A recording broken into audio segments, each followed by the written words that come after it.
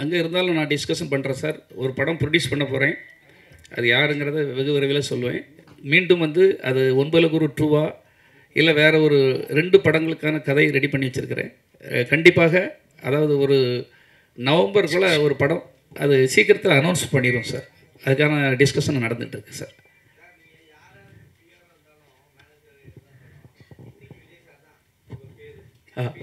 Vijay sir தான். ஆமாம், மாநாடு சமீபத்தில் நடந்து முடிஞ்சிருக்கு. ஆமாம். ஸோ கலப்பை ஏற்கனவே தேர்தலில் நின்றுச்சு. ஆமாம், ஆட்சியில் பங்கு வர சொல்லியிருக்காரு. கலப்பை கேட்குமா? அதான் நான் சொல்கிறேன்ல சார், இன்றைக்கி சூழ்ச்சியும் துரோகங்களும் கலியுகத்தில் சூழ்ச்சியும் துரோகம் தான் அதிகமாக இருக்கும் சார்.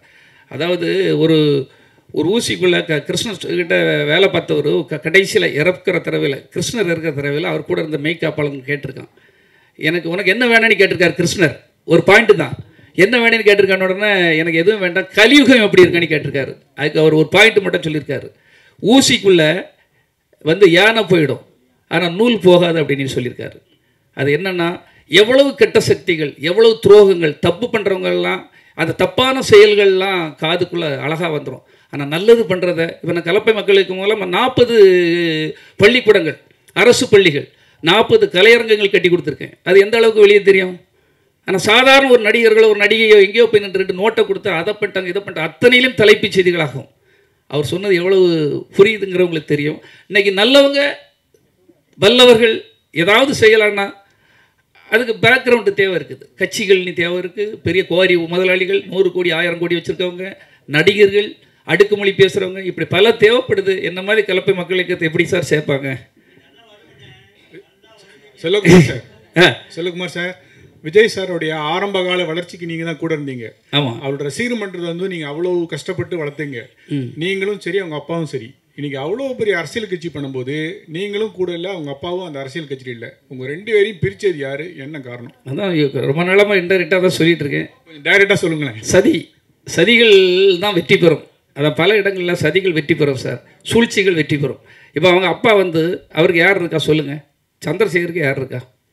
அவர் பையனை தவிர இன்னொரு பொண்ணு இருந்தால் கூட பரவாயில்ல, ஏதோ அங்கே கொடுத்தா அந்த பிரிவினைகள் வரக்கு வாய்ப்புகள் இருக்குது. ராமதாஸ் ஃபேமிலியில் நடக்கிற மாதிரி. சந்திரசேகருக்கு என்ன பிரச்சனை? யாருமே இல்லை அவரை தவிர.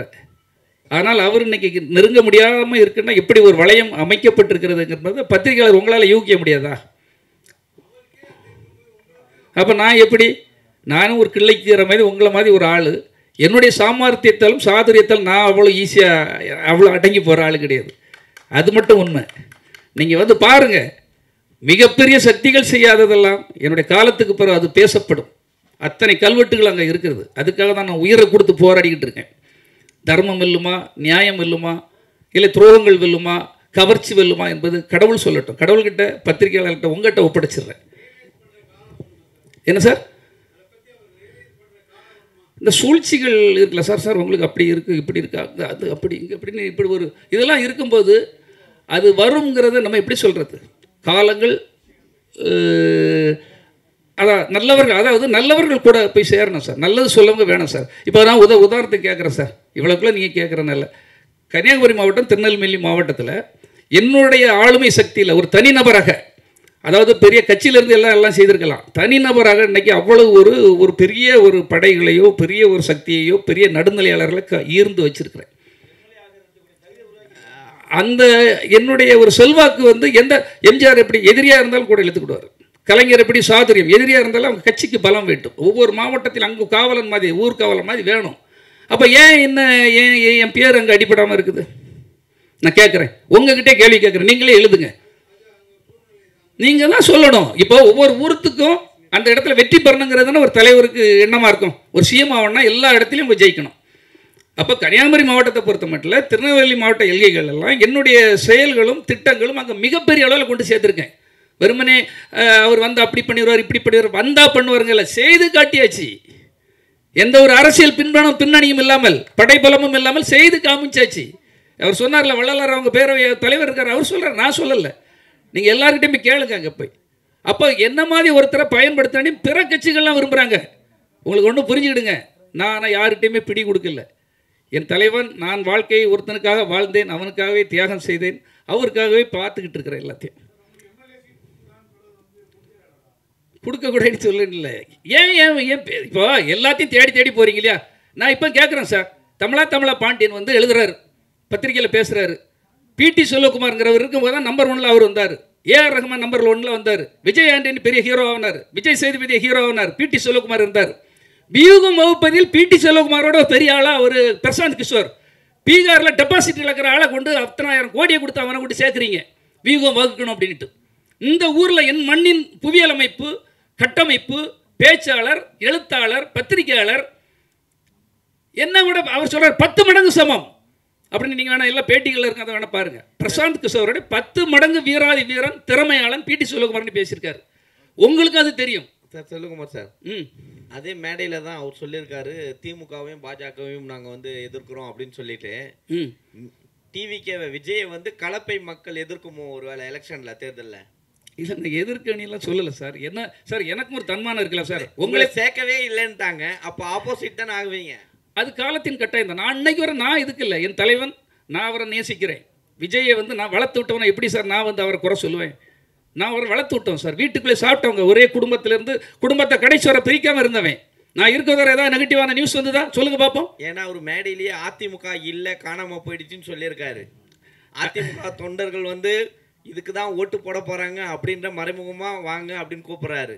ஸோ அப்படி இருக்கும்போது கலப்பை மக்கள் வந்து ஒருவேளை உள்ள சேர்க்கலை அப்படின்னா எதிர்த்து நிற்குமா? விஜயை பற்றி கிழிக்குமா தேர்தலில்? சார், தேர்தலில் வந்து இன்றைக்கி வரை நான் முடிவு எடுக்க முடியாத சூழலில் தான் இருக்கேன். தேர்தல் நிற்காமல் கூட போகலாம். ஆனால் கண்டிப்பாக நான் நிற்பேன். ஏன்னா என்னுடைய மக்கள் அனைவரும், அதாவது நீ வந்து அதிகாரம் இல்லாமல் இவ்வளோ செய்கிற, நீ அதிகாரத்துக்கு வந்தால் பிடி செல்வகுமார் என்ன செய்வார், அவருடைய ஆளுமை என்ன அப்படின்னு அந்த மக்கள் பேச ஆரம்பிச்சிருக்காங்க. நம்மளை கண்டிப்பாக வரணும்னு எல்லாரும் விரும்புகிறாங்க.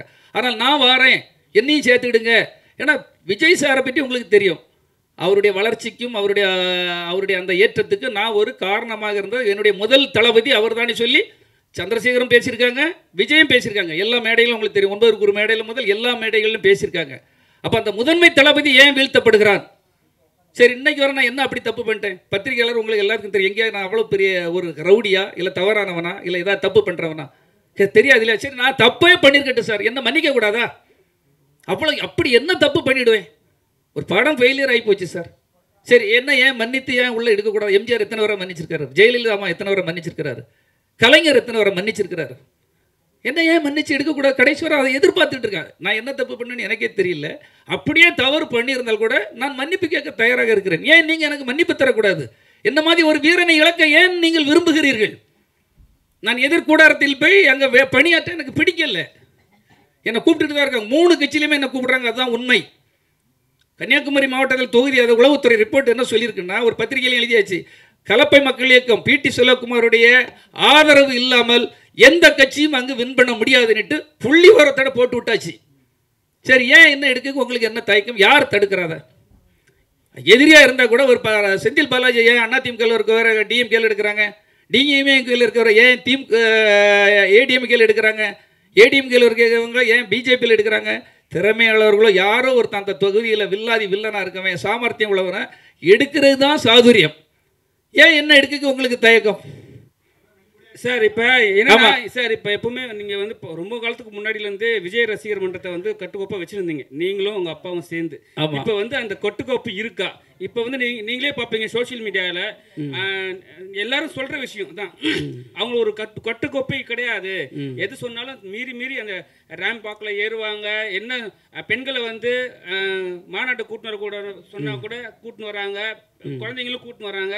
அதெல்லாம் எப்படி பார்க்குறீங்க சார்? நான் தான் சொல்கிறேன் தலைவனோட சார், இது நீங்கள் தம்பி, நம்ம வந்து என்னுடைய பார்வை வேறு, உங்கள் பார்வை வேறு, அவர் பார்வை வேறு. என்னுடைய பார்வையாக இருந்திருந்தா நான் ஒழுக்கத்தோடு ஒரு உதாரணத்துக்கு சொல்கிறேன் தம்பி, ஒரு நிமிஷத்தை கேளுங்க. விஜய் அவங்க தந்தையார் ரொம்ப சிக்கனமானவர், உங்களுக்கு தெரியும். அப்போ வந்து விஜய் வந்து ஏதாவது நாங்கள் அப்போவுமே ஒரு இயக்கம் தொடங்கலான்னு, கலப்பை மக்கள் விஜய் மக்கள் இயக்கம் தொடங்கலான்னு சொன்ன உடனே மாநாடு போடணுங்க. மாநாடு போடுறதுக்கு பட்ஜெட் இல்லை. நேரு ஆஸ்கர் ரவி வந்து ஆடியோ ரிலீஸ் பண்ணனார். அப்போ பாருங்கள் என்ன சாதுரியம் என்று பாருங்கள். ஆடியோ ரிலீஸ் பண்ணுறோன்னா எவ்வளோ சார் பட்ஜெட்டுன்னு? 1.5 லட்சம் அப்படின்னாரு. சார் ஒரு 3 லட்ச ரூபா தர முடியுமா அப்படின்னு. என்ன எதுக்கு அப்படின்னாரு. நான் ஒரு திறந்த வெளியில் கிட்டத்தட்ட ஒரு 2-3 லட்சம் பேரை கூட்டுறேன், ரசிகர்கள் பப்ளிக்கை கூட்டுறேன். ஒரு மாநாடு மாதிரி ஆக்கி அங்கே ரிலீஸ் பண்ணுவோம் ஆடியோவை. வேலாயுதம் படம் அப்படி தான் ரிலீஸ் பண்ணேன். ஒரு மாநாடு நடக்கிறது, 5 பைசா ஒரு ஹீரோவுக்கு செலவு கிடையாது. ஒரு இடத்த கிரவுண்டை ஃப்ரீயாக வாங்குற சிஎஸ்ஐ கிரவுண்டு, அப்படியே அந்த லெட்டர் எடுத்துகிட்டு போய் அப்படியே கமிஷனர்கிட்ட போய் பெர்மிஷன் வாங்குறேன், எல்லா செக்யூரிட்டியும் கரெக்ட் பண்ணுறேன். ஒரு ஆளு கிடையாது என் கூட. நான் எதுக்கு சொல்கிறேன்னா, நான் என்ன செய்தேங்கிறத சொல்கிறேன் தம்பி. இது வந்து ஒரு இப்படி அவருக்கு சாதுரியமாக வேலை பார்ப்பதற்கு தெரியணும்ல. எல்லாமே கொஞ்சம் கொஞ்சமாக உங்களுக்கு தெரியணும். நான் என்ன செய்திருக்கேங்கிறது உங்களுக்கு தெரியணும் சார். கட்டுக்கோப்பாக இருக்காங்க இல்லைங்கிறத நான் சொன்னாம எனக்கு திரும்ப அவருக்கு எனக்கு இதை பிரச்சனை உருவாக்க நீங்கள் பிளான் பண்ணுறீங்க சார். சார் இங்கே சார் திரும்ப இப்போ சார் பெரும்பாலும் மக்கள் நாம பத்திரிகையாளர் இல்லை பிடி செல்வகுமார் சார், பெரும்பாலும் மக்கள் நல பணிகள்லாம் பார்த்தீங்கன்னா ஒரு இயக்கம் ஆரம்பிக்கப்படும், ஒரு அமைப்பு ஆரம்பிக்கப்படும், ஒரு கட்டத்தில் பார்த்தீங்கன்னா ஆட்சி கைப்பற்றணும், அதிகாரத்தை கைப்பற்றணும் அப்படின்னு அரசியல் கட்சியாக மாறும். ஸோ இந்த கலப்பை இயக்கம் ஒரு கட்டத்தில் அரசியல் கட்சியாக மாறுமா? கண்டிப்பாக அரசியல் இயக்கமாக மாறும். அதுக்குள்ள எல்லா இதுவும் என்கிட்ட இருக்குது. துணிச்சல் இருக்குது. நான் சொல்கிறேன் இல்லையா, வீழ்ந்து போவேன்னு சொல்ல அந்த பீனிக்ஸ் பறவை வந்து உங்களுக்கு உதாரணமாக சொன்னேன். பத்திரிகையாளர்கள் யாரும் அவ்வளோ ஈஸியாக எல்லாருக்குள்ளேயும் உங்களுக்குள்ள திறமை உண்டு. நான் ஒரு பத்திரிகையாளன், எப்படி என்ன வீழ்த்த முடியும்? தனிநபராக தானே போராடிட்டு இருக்கேன். இப்போ யாருடைய பேக்ரவுண்டில் நான் பண்ணிகிட்டு இருக்கிறேன் சொல்லுங்கள் பார்ப்போம். தனிநபர், இது தனிநபரின் படை. என்கிட்ட வேணால் கொஞ்சம் படையாக இருக்கலாம், ஆனால் நிச்சயமாக அது வந்து மிகப்பெரிய அளவில் நீங்களே பேசுகிற அளவு உங்கள் கை எப்படி எழுதுக்கு வரும். இப்படி ஒருத்தர் இருந்திருக்காங்கிற வரலாறு என்னென்னா தெரிஞ்சே சிலவங்க தப்பு பண்ணுவாங்க. இவரை எப்படி நம்ம போயிட்டா அவங்களுக்கு அவங்க இது போயிடும். ஒன்று அதான். இப்போ நம்மளை மாதிரி ஒரு சிந்திக்க தெரிஞ்சவன், நல்லா பேச தெரிஞ்சவன், உண்மையை சொல்ல தெரிஞ்சவன், கட்டுக்கோப்பாக கட்டமைப்பை உருவாக்க தெரிஞ்சவன். கட்டமைப்பை நம்ம தானே உருவாக்கணும். இப்போ இந்த 4-5 வருடமாக என்ன அவர் மேலே போயிட்டார். அதை அறுவடை செய்வதற்காக வரப்பட்டவர்கள். பறவைகள் அங்கே தண்ணீரோ அங்கே எல்லாம் வற்றி போயிட்டா அற்ற நீர் பறவை போல் அவ்வளோ பறந்து போயிடும். நாங்கள்லாம் எல்லா கஷ்டத்திலையும் நின்றவங்கள். எத்தனை பிரச்சனைகள் இருந்தாலும் காவலன் படத்தில் 1000 பிரச்சனைகள், ஆளுங்கட்சினால அத்தனை பிரச்சனைகள். ஒரே ஒரு ஆளை என்ன மட்டும் தான் விடுவாங்க. முன்னில் நெல் கர்ணன் மாதிரி நெல்லுன்னு என்ன தான் விடுவாங்க, நான் தான் நிற்பேன். அது படம் ரிலீஸாக இருந்தாலும் சரி, படத்துக்கு பிரச்சனையாக இருந்தாலும் சரி, ஒரு தோல்வி படத்துக்கு பிறகு ஒரு டிஸ்ட்ரிபியூட்டர்கிட்ட பேசதாக இருந்தாலும் சரி, எதுவாக இருந்தாலும் அங்கே நின்றவன் பிடி செல்வகுமார் தான். இப்போ நம்ம வந்து கண்டிப்பாக அவர் ஒரு காலகட்டத்தில், எந்த காலகட்டத்திலேயாவது ஒரு காலகட்டத்தில் எல்லாருக்கும் எல்லாரும் தேவை தானே. நம்ம ஒன்றும் தேவதூதர்கள், நம்ம எல்லாம் உச்சத்திலிருந்து கீழே குதிச்சவர்கள் அல்ல. அது என்னைக்காவது எல்லாருக்கும் தெரியும். இல்லை கூட இருப்பவர்கள் ஏதாவது மாறுவாங்க. அந்த மாற்றங்கள் நிகழும்போது நிச்சயமாக நம்ம அவங்க கூட பயணப்படுவோம் என்பது தான் என்னுடைய எண்ணம். ஆமாம்.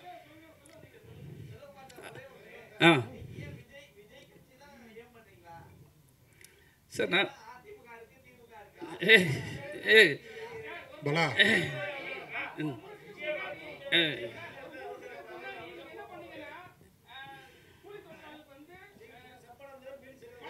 இல்லை என்ன